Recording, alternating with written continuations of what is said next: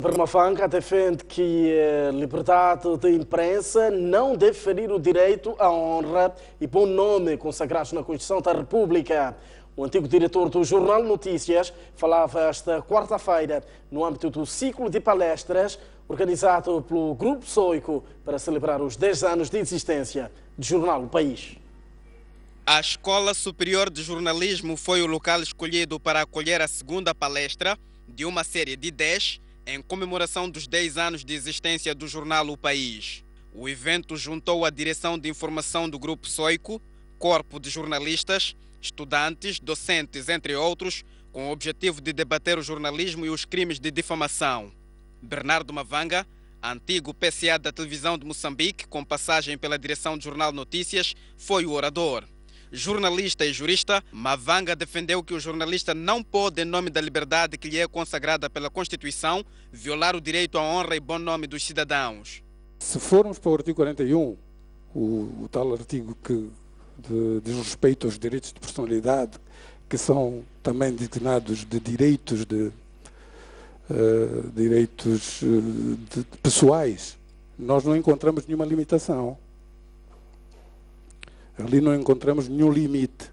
Os direitos de personalidade devem ser respeitados tal como a Constituição os apresenta. Portanto, se estivermos perante uma situação de conflito entre um direito e o outro, vão prevalecer os direitos de personalidade.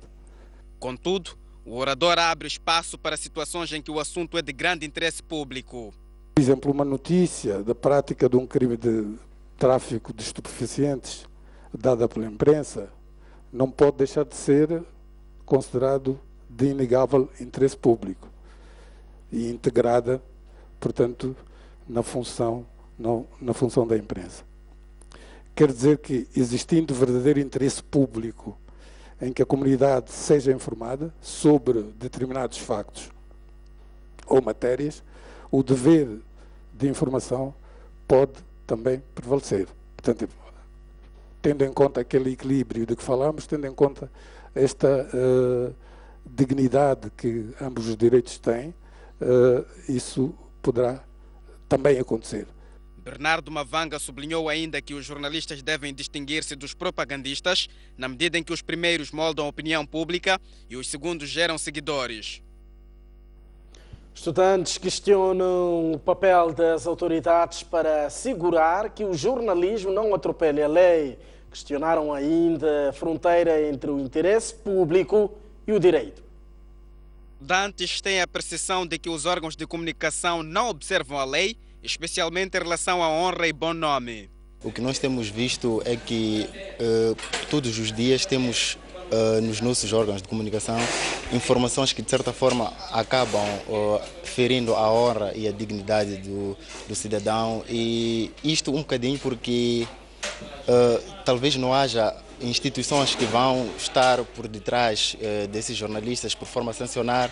Eu acho que resta ou cabe às instituições competentes, estamos a falar do Conselho Superior mesmo da Comunicação, estamos a falar também dos órgãos de informação, em que essas duas entidades, ao se juntarem de modo a limar esse tipo de coisas, para que o cidadão, na verdade, tenha uma boa imagem. Um conselho que eu daria era que as peças, primeiramente, deveriam ser não censuradas, mas editadas, para ver o possível erro que essa peça pode estar. O diretor ou o editor pode dizer sim, essa peça está boa, mas por enquanto vamos salvaguardar a imagem deste cidadão, porque por enquanto ele ainda é um suspeito, não foi provado que ele é criminoso. A ocasião também serviu para os jornalistas partilharem experiências e dúvidas. A meio das gravações vieram-nos duas pessoas da comunidade e disseram-nos assim, perguntaram-nos: o que é que vocês estão a filmar? Quem vos deu autorização para filmar? Como deve-se imaginar, nem o administrador é dono da população. Não teria a prerrogativa de autorizar a população a falar ou a não falar. E nós também, como jornalistas, se calhar não teríamos a capacidade de ir à casa de cada um previamente para pedir autorização para filmar.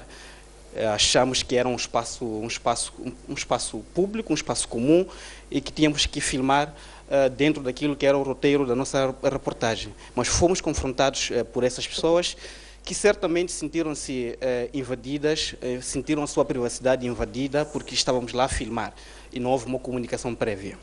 Infelizmente, nós vivemos numa sociedade em que esta questão do secretismo, esta questão da proibição esteve durante muito tempo implantada entre nós. Quer dizer, esta coisa das liberdades é uma coisa extremamente recente ainda, não é? Os direitos fundamentais, liberdades fundamentais que aparecem, de que falamos hoje, são coisas de há 20 anos. Efetivamente, só há 20 anos já começaram a constar da Constituição da República, com a aprovação da Constituição de 1990. Portanto, são coisas novas, são coisas que vão levar tempo a serem, portanto, percebidas e aceites por muitos daqueles que, durante muito tempo, viveram nesse ambiente de secretismo e de proibições. A próxima palestra terá lugar na segunda-feira, na Escola de Comunicação e Artes da Universidade Eduardo Mondlane. A Assembleia da República aprovou em definitivo a proposta de orçamento de Estado para este ano, com votos apenas da Frelimo. A informação foi avançada esta quarta-feira pelo Porto. Ora bem, vamos a esta altura acompanhar uma matéria ligada à atual conjuntura numa visão do Banco de Moçambique e a notícia ligada ao Orçamento de Estado para acompanhar já a seguir. A informação foi avançada esta quarta-feira pelo porta-voz do Banco Central, Valdemar de Souza, na conferência de imprensa trimestral sobre a conjuntura econômica e perspectivas de inflação. O fortalecimento do dólar americano produz dois efeitos adversos na nossa economia. Por um lado, pressiona o comportamento da taxa de câmbio do metical e, por outro lado, gera efeitos adversos sobre a composição, quando valorizado em dólares, das reservas internacionais do país. Como vocês sabem, os ativos externos que o Banco de Moçambique gera e, grosso modo, compõem aquilo que são as reservas internacionais do país, não estão todos denominados em dólares norte-americanos. Mas quando fazemos as apresentações públicas e nas nossas estatísticas, informamos sempre que o saldo das nossas reservas internacionais é de X milhões de dólares. Os nossos ativos externos estão compostos em dólares, mas também em outros ativos denominados em outras moedas. Mesmo assim, o Banco de Moçambique diz que a inflação continua estável no país, aliás, estando fixado abaixo da média da região austral de África. Verificamos que, em média, os países da SADC possuem uma inflação de 5,6%. Moçambique registra uma inflação inferior a essa média da SADC, em fevereiro, com uma inflação harmonizada de 3,6%. Os restantes países, no geral, excluindo Malawi, que tem inflação a 2 dígitos, todos os países da SADC registram inflação de 1 dígito. A taxa de inflação em março último situou-se em 0,77%, estando muito abaixo da previsão da inflação para o presente ano, fixado em 5,1%. O Banco de Moçambique afirma que a taxa continua estável. Agora sim, vamos acompanhar a notícia que dá conta de que a Assembleia da República aprovou em definitivo a proposta de orçamento de Estado para este ano, com votos só da Frelimo. Ao terceiro dia na Assembleia da República, o governo, encabeçado pelo primeiro-ministro Carlos Agostinho do Rosário, viu aprovado em definitivo o Plano Econômico e Social e o Orçamento Geral do Estado, que vinha defendendo desde a última sexta-feira. Em vosso nome e em nome do povo que representais, declaro aprovada em definitivo a Lei do Orçamento de Estado para 2015.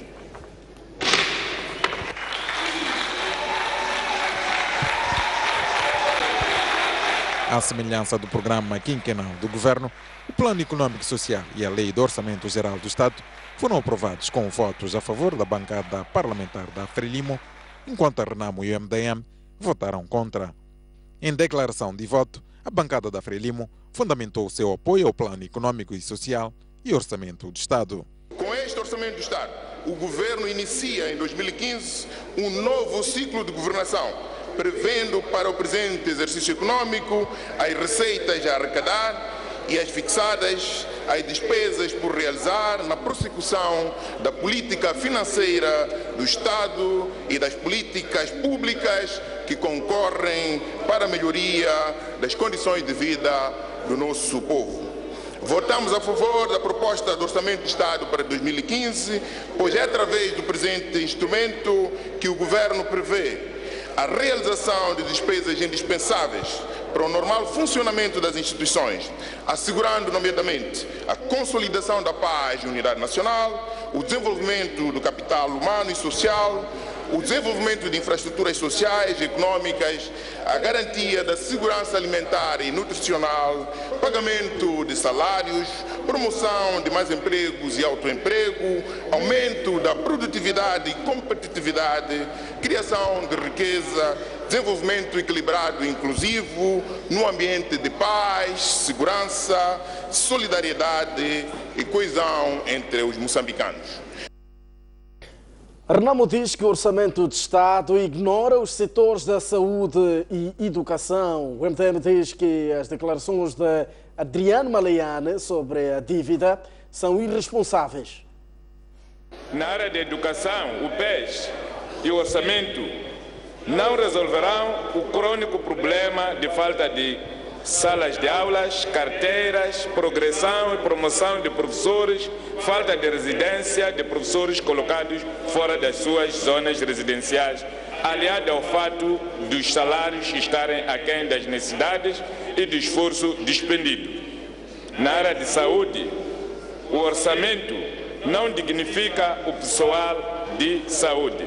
No âmbito da consolidação da Unidade Nacional Paz e Democracia, o Governo continua pensando que resolverá a questão com a sua supremacia militar, apostando no belicismo, o que se concretizará no fortalecimento orçamental do CISI, da FIRE e das Forças Armadas de Moçambique. A minha bancada tem vindo a alertar sobre o endividamento excessivo do Estado e este Governo insiste no mesmo diapasão. Para a nossa perplexidade, ontem ouvimos aqui, pela boca do Ministro da Economia e Finanças, que afinal de contas as dívidas são boas. Diz ele, servem para sermos lembrados nos mercados financeiros.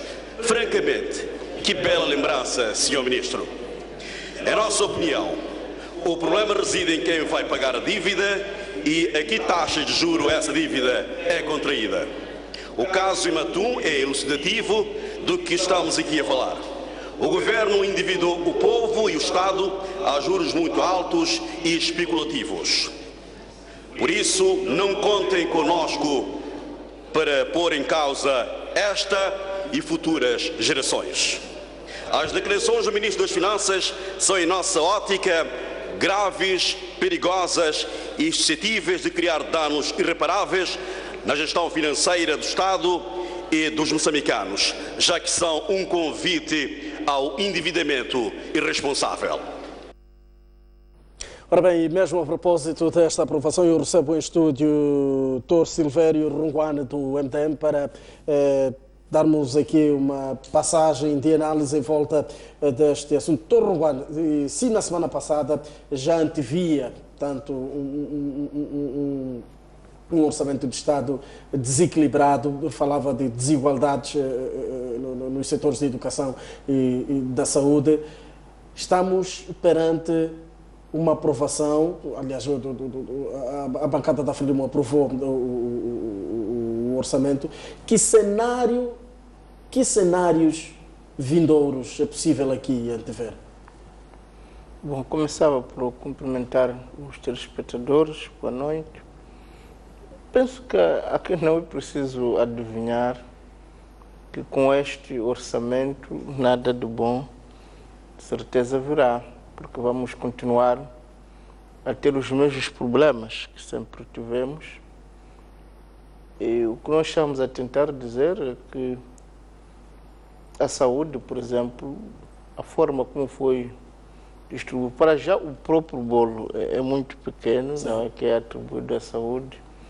Só para ter uma ideia, o orçamento de saúde, por exemplo, em Nampula, na Zambésia, em Niassa, está abaixo de 1 cêntimo per capita. Ou seja, se nós pegarmos no orçamento destinado ao investimento, em Niassa, por exemplo, que é 146 milhões, e dividirmos para a população, que é 1.600.000 e tal, portanto, nos encontramos em 0,88, ou seja, significa que por pessoa está abaixo de 1 cêntimo.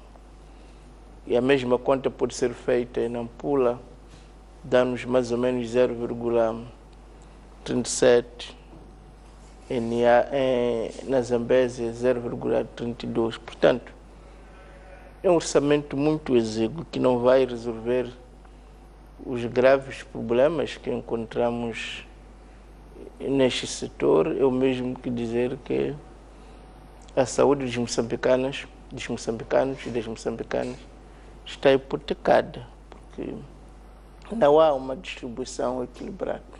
Porque podia-se alegar que, bom, o bolo é que é pequeno, mas o que nós estamos a tentar dizer é que é um bolo pequeno, mas que podia ser distribuído de forma equilibrada, porque não se entende porque uma província vai ter menos, outra vai ter mais. Não será de acordo com as necessidades? Não sei, mas sabes que Niassa, por exemplo, é a província com mais necessidades, porque tem o menor número de pessoal de saúde qualificado. Portanto, onde é preciso investir mais no pessoal é Niassa. Niassa não tem hospitais de referência, portanto, não nos parece que seja isto. E até há casos que uma comparação mínima deixa por terra esta tese. Por exemplo, em Inhambane é uma das províncias com uma taxa de necessidades de educação menor, portanto, que situa-se em 41%. Mas há de ver que em termos de número de escolas primárias a serem construídas, serão 104. Enquanto que em Nampula, em termos de necessidades, estamos a taxa para 58. Não é? Mas o número de escolas a serem construídas é 86. Portanto, parece que não obedeceu efetivamente este princípio de promover um equilíbrio regional, mas há outras análises que podem ser feitas. Por exemplo, em Sofala e Tete vai ser feita apenas uma escola secundária. Em Manica, Zambésia, penso, em Manica, mais 2 províncias do norte, em que será 0%. Ao contrário, na província de Maputo vai ser feitas 5 escolas, em Gaza vão ser feitas 5, se não estou errado, não, 4, e em Inhambane 8. Portanto, não nos parece que haja equilíbrio neste sentido. E até alguém pode especular que as razões devem ser eleitorais, no sentido em que nas zonas em que o partido no poder teve maior votação, então investe-se mais. E acho que se for esse o princípio é mau, porque nós não estamos a encontrar outras razões que justifiquem. Curiosamente, são zonas que fazem parte do traçado do projeto da Renamo. Bom, eu nem ia muito para ali, porque não sei, porque acredito que estes processos são processos que já vêm de longe. Não é? Agora, não há dúvida que a existência destes desequilíbrios regionais acabam por alimentar este tipo de sentimentos secessionistas. Por exemplo, nas infraestruturas, são citados para este ano algumas obras fundamentais. A primeira é o que tem a ver com a barragem de Moamba Major, outra tem a ver com a reabilitação do Porto de Maputo, outra é a reabilitação da linha de Limpopo e a outra é a linha Lixinga-Quamba. Ora, fazer uma discussão regional, só a linha de Lixinga-Quamba é que está no norte. No centro não tem nenhum, não é?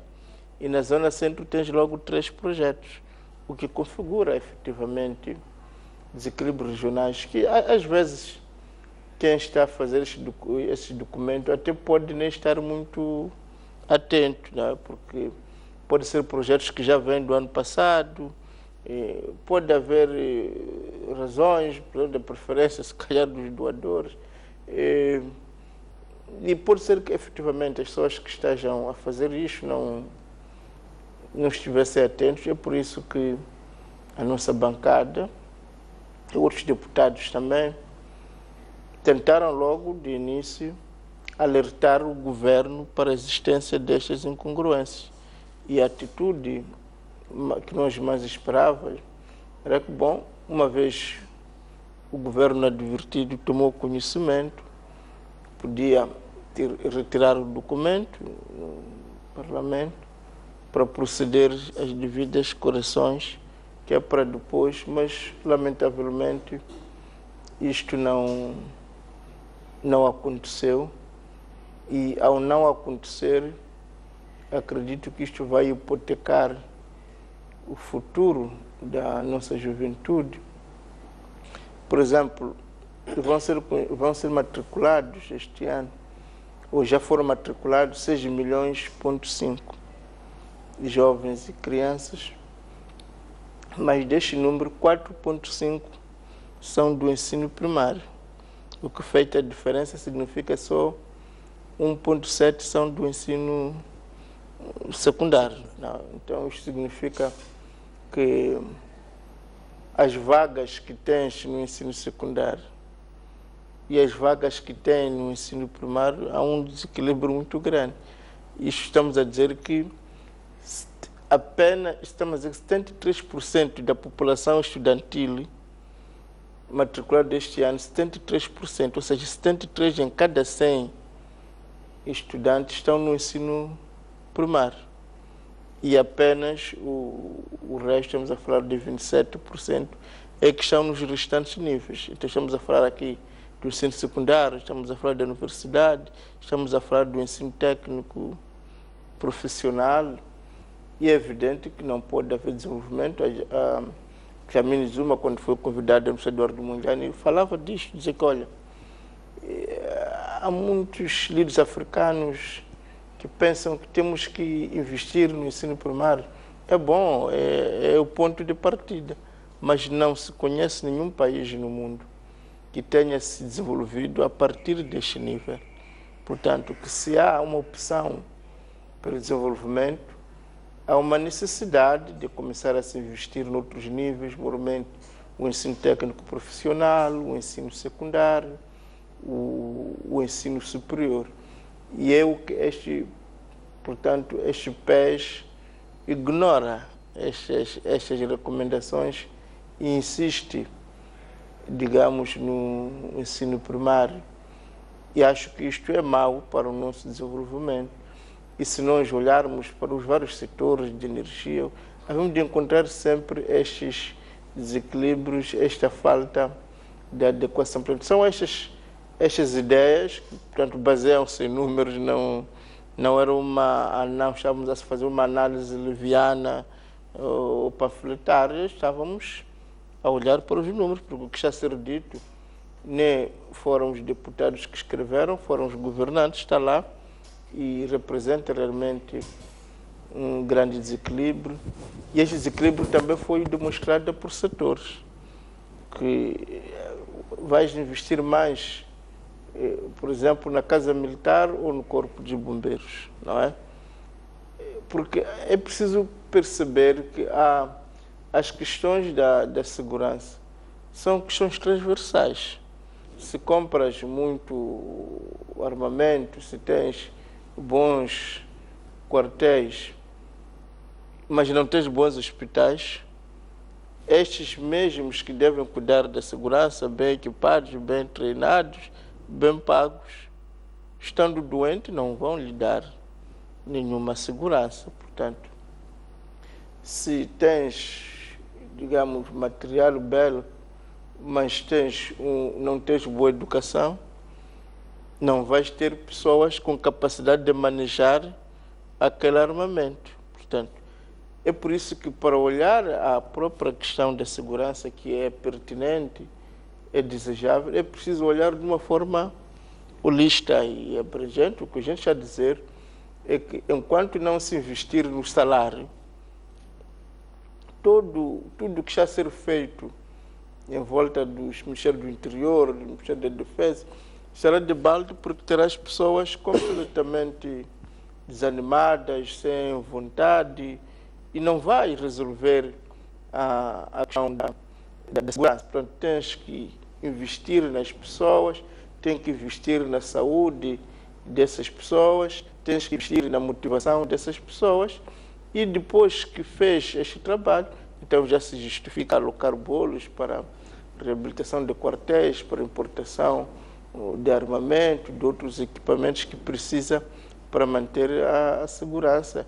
É preciso perceber que os grandes problemas hoje de segurança têm a ver com meios informáticos sofisticados, às vezes que esses rápidos, não é, são baseados em transferências bancárias internacionais, que implica o conhecimento de toda a indústria da informação, das tecnologias de informação, e isto precisa de pessoas com competências elevadas. Então, se nós não estamos a apostar nas competências, significa que mesmo o objetivo que está a ser proposto, que é a segurança, não vamos alcançar os objetivos, e esses fracassos penso que já estão à vista. Se dizes vais comprar 53 autocarros, Moçambique, portanto, já tinha 128 distritos, agora até foram aumentados. Significa que não vais conseguir colocar um autocarro por distrito. Ora, se não tem capacidade para colocar um autocarro por distrito, o que é que estará a fazer? Imaginemos que a cidade de Maputo, que tem 5 distritos urbanos, só 1 ou 2 é que vão ter esses autocarros.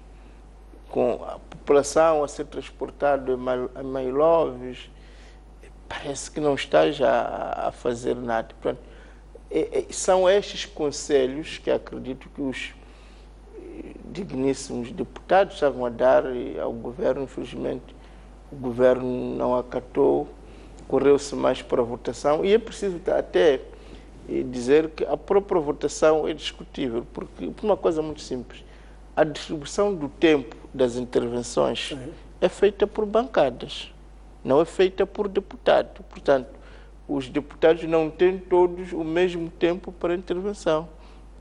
Quando é uma bancada pequena, tem menos tempo, uma bancada maior tem mais tempo. Agora, se considera essa bancada, por que na votação não são as bancadas? Porque nesse caso tínhamos tido 3 votos. O voto da bancada da Frelimo, da Arnão, do MDM. E como o MDM e a Arnão votaram contra, esse PES devia chumbar, porque a maior parte das bancadas chumbou este orçamento, este PES. Eu penso que é isso que é preciso que as pessoas saibam, que este orçamento foi votado pela minoria, porque são 3 bancadas, e são essas 3 bancadas que discutiram o orçamento, não foram os deputados individualmente. São essas matérias, essas lógicas de funcionamento que acredito que não ajudam. É preciso lembrar que o próprio presidente da República, que é o signatário deste PES e deste orçamento, teria dito na sua tomada de posse que, olha, as ideias não têm cor partidária, não é? E nós ficamos, de certa maneira, decepcionados quando vimos que há boas ideias, indiscutivelmente, olhando para os números aconselham que não é possível um orçamento com 53 autocarros, quando o orçamento que a Presidência da República vai ter vai lhe permitir comprar, se calhar, 100 Mercedes. Então, como é que é? onde é que está a prioridade? Está em comprar Mercedes, está em fazer visitas, digamos, com helicópteros, ou é realmente investir na nossa população? Nós pensamos que esta é uma boa ideia, e como havia garantia da parte do presidente de que as boas ideias não têm cor, de que está aberto para acolher as ideias, nós tínhamos grande esperança que o governo ouvisse. Pelo contrário, optou por estas respostas que até são ofensivas, quando diz que, olha, é bom emprestarmos dinheiro, porque se nós temos dívidas, vamos ser reconhecidos que existimos. Acho que qualquer moçambicano ficou atônito, que bom, afinal eu vou pedir dinheiro a alguém para ele saber da minha existência. Penso que são formas de responder, de reagir aos conselhos que os mandatários do povo dão ao governo, que não são de forma nenhuma aconselháveis. Essas dívidas hipotecam o nosso desenvolvimento, hipotecam a vida das futuras gerações. É preciso que haja muita responsabilidade, é preciso que o dinheiro se peça porque há necessidade, não para ser reconhecido. O Orçamento de Estado e o PES 2015 marca uma era, que é esta nova conjuntura política, tanto sob direção ou liderança de Filipe Nyusi. Acha que na hora de balanço anual, com este orçamento, a imagem de Filipe Nyusi ficará beliscada, olhando para as expectativas que o homem criou, não só na campanha como na pré-campanha? Bom, eu estou a olhar o governo, seu tudo, e o presidente especial. Não digo que a imagem, simplesmente que o presidente e o seu governo estão a se meter, quer dizer, num beco sem saída.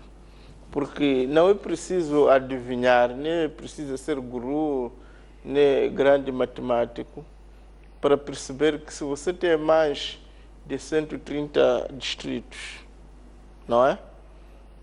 E tens 53 autocarros, estamos a falar de 1/3 das suas necessidades. Agora, vais colocar um autocarro em cada 3 distritos. O que nós estamos a dizer é, por exemplo, o governo para Manhissa, Moamba e Matutuíne vai colocar um autocarro. Quer dizer, parece-me isto irracional e completamente impossível. Agora, vais pedir ao diretor provincial de transporte da província de Maputo para providenciar bom transporte, um transporte adequado, quando ele tem apenas um autocarro por cada 3 distritos. Parece-nos que é fácil de perceber que daqui a 8 meses, quando se fazer o balanço, o governo terá falhado redondamente. Se você tem 186 escolas que vão ser construídas em Sofala e apenas uma do ensino secundário, já sabemos que essas crianças, quando concluir o EP1, o EP2, não terão como continuar os seus estudos, porque há apenas uma escola. Repara que o governo nos disse que, bom, ia atrasar com o orçamento, até houve que fazer a necessidade de ajustamento da data, porque houve as calamidades, as cheias. Sim. E percebemos que é uma razão muito grande, tinha que se dar tempo ao governo. E faltam apenas 8 meses para o cumprimento do não plano só isso. Antes de falar do tempo, é que se estamos a dizer que as intempéries destruíram escolas, acredito que não foram seletivas. Destruíram escolas, mas escolas secundárias. Não apresenta nenhuma. Estamos a dizer que é Tete, estamos a dizer que é Nampula, estamos a dizer que é nenhuma escola secundária. E a Zambésia vai ser... a perguntar, como é que é?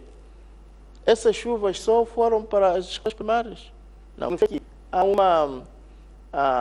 uma regressão, não? E esta regressão vai ter efeitos drásticos. Agora, também verá que a questão do tempo que está a ser dita é relevante, não é? Porque como é que vai se fazer depois a execução desse orçamento?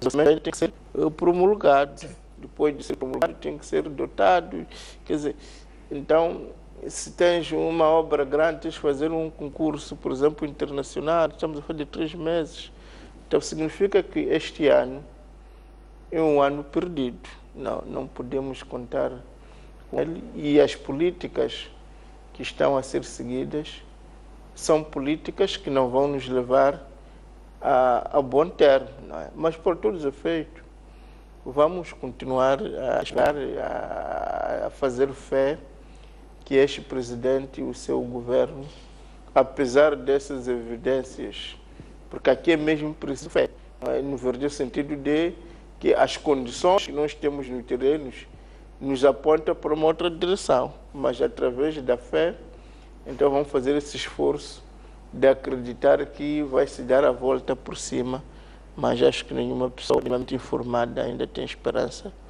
Nós vamos virar de página, mas antes recordar que estava prevista a presença, ou estavam previstas as presenças dos representantes tanto da Renamo assim como da Frelimo, mas devido motivos de força maior, estes não poderão comparecer, por isso mesmo a análise aqui acontecer apenas com Silvério Ronguan, representante do MTM aqui em Noite Informativa. Vamos agora acompanhar a matéria que dá conta de que a Renamo foi confrontada hoje pela Assembleia da República explicar em detalhe o projeto de lei das autarquias provinciais.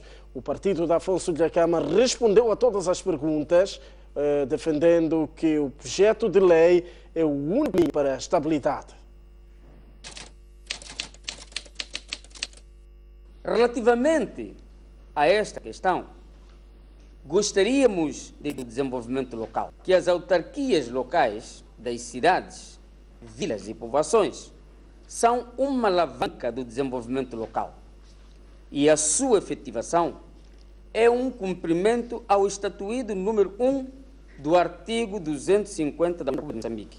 Porquanto, a administração pública, com base no princípio de descentralização e desconcentração, promove a modernização e a eficiência dos seus serviços, sem prejuízo da unidade de ação e dos poderes de direção do governo. Fundamentos de direito. O número 4 do artigo 263 da Constituição da República de Moçambique preconiza que a lei pode estabelecer outras categorias autárquicas superiores ou inferiores à circunscrição territorial do município ou da povoação. Por outro lado, importa referir no espírito do legislador constituinte. Isto equivale a dizer que a lei que criar outro tipo de categoria autárquica estabelecerá e definirá os limites do seu território, como é o caso vertente.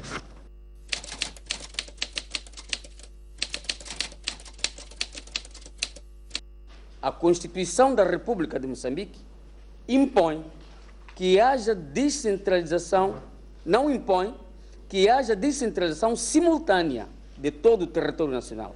Ademais, o processo de autarcização em Moçambique, desde os seus primórdios, obedeceu ao princípio do gradualismo. Por isso, não se vislumbra nenhuma discriminação, nem implicações político-administrativas nefastas, porque se assim fosse, então poderíamos afirmar que distritos como Murumbala, Maganje da Costa e outros são vítimas dessa discriminação e exclusão, pois, desde 1998, aguardam a sua autarcização à semelhança de outros distritos que até têm menos potencialidades e mesmo assim já foram transformados em autarquias.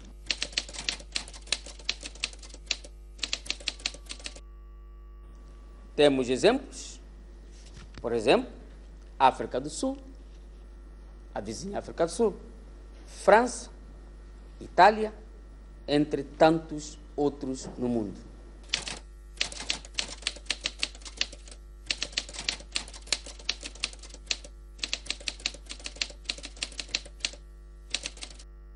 nosso país não existem Estados federados, nem regiões autónomas.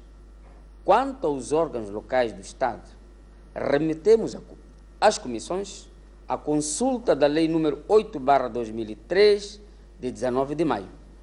Todavia, apraz-nos lembrar aos digníssimos senhores deputados que esta é uma questão meramente acadêmica ou mesmo de cultura geral. Por isso, com todo o respeito que temos para com os excelentíssimos senhores deputados, agradecíamos que Vossas Excelências disponibilizassem algum tempo para a investigação desta matéria. Em nenhum momento o proponente estabelece a criação de regiões autónomas nem províncias autónomas. O que se propõe são autarquias locais de nível provincial.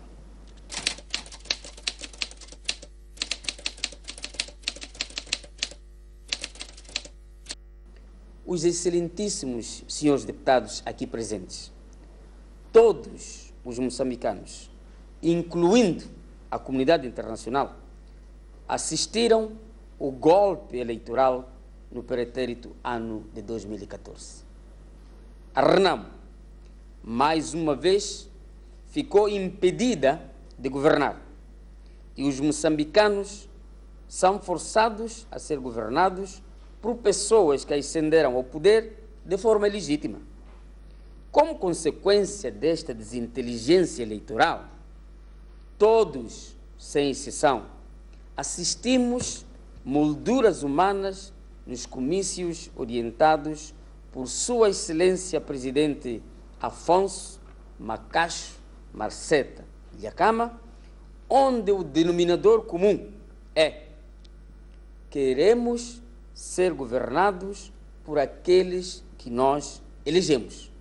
Ora, o presente projeto de lei surge como intenção de restabelecer a paz e a harmonia social, como dissemos, gravemente ameaçadas.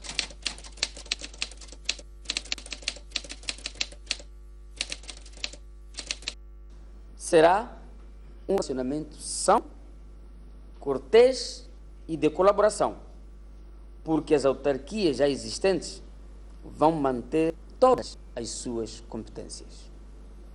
A autarquia provincial vai exercer o seu poder em zonas não autarquizadas. A Renamo, através da sua chefe da bancada na Assembleia da República, diz que o projeto de lei responde aos anseios da população moçambicana. Por isso, Ivone Soares sugere que a proposta seja aprovada amanhã em plenária. Não é um projeto simples, não é um projeto de se menosprezar, porque por detrás dele estão aquelas centenas, milhares, aqueles milhões de moçambicanos e moçambicanas que muito bem os vossos órgãos de comunicação têm feito questão de dar nos telejornais, nos noticiários, e, portanto, nós estamos conscientes de que o nosso papel como legisladores, como representantes do povo, como pessoas que estão nesta casa para salvaguardar o interesse supremo dos moçambicanos foi feito, foi levado a cabo da melhor das formas e, neste momento, vamos agora fazer contagem decrescente. É já amanhã que se vai discutir em sede do plenário da Assembleia da República o projeto e, portanto, nós estaremos ávidos por receber todo aquele que for o contributo para melhorar o projeto. Como viu, a 4ª Comissão elaborou questões essas que nos foram endereçadas a tempo e horas, o que permitiu que nós nos preparássemos como bancada para fazermos um pronunciamento acolhendo ou rejeitando este e aquele aspecto que nos era colocado. E acreditamos que, com base nestas questões todas que nós fizemos questão de responder por escrito também, para além da explicação oral que muito bem foi dada por Sua Excelência, membro da Comissão Permanente, José Manteigas, acreditamos que eles têm todas as ferramentas para fazerem um trabalho grande, têm um centro de atenções, o bem-estar do povo, a satisfação da vontade do povo. O presidente da Comissão dos Assuntos Nacionais, Direitos Humanos e Legalidade considera que a proposta da RENAM cingiu-se mais em aspectos políticos. Neste contexto, Edson Macuacua defendeu a necessidade da proposta ser elaborada em conformidade com a Constituição da República. A maior preocupação como Comissão de Assuntos Constitucionais, Direitos Humanos e de Legalidade é analisar o enquadramento constitucional e legal da presente proposta ou do presente projeto de lei, de modo a aferir se ela pode ou não ser apreciada positivamente. A mudança ou as reformas da forma do Estado, do sistema de governo, do sistema eleitoral, a busca de soluções políticas devem estar sempre conformadas com a ordem constitucional vigente no país. Não estando nós satisfeitos com a atual Constituição, porque ela eventualmente não traz respostas a alguns diferentes políticos, então, neste caso, o que é razoável é que se embarque por um processo de revisão constitucional e não buscar uma solução infraconstitucional não conformada com a Constituição da República. Lourenço do Rosário diz que o anteprojeto das províncias autárquicas é uma base para discussão sobre a administração territorial de Moçambique. Eu acho que é uma boa oportunidade de iniciar-se um debate mais vasto sobre a questão da administração territorial e a descentralização. Este documento é um documento político e, como tal, deve ser encarado, e julgo que o lugar próprio para ser discutido é na Assembleia. Mas eu, como já tinha afirmado, ele não deve ser encarado apenas como um documento constitucional que tem problemas de legalidade, etc., mas como um momento de o chefe de Estado, a bancada da Frelimo, o partido Frelimo, etc., poderem acrescentar ideias de como se pode debater esta questão e baixar a temperatura do conflito político que existe no país.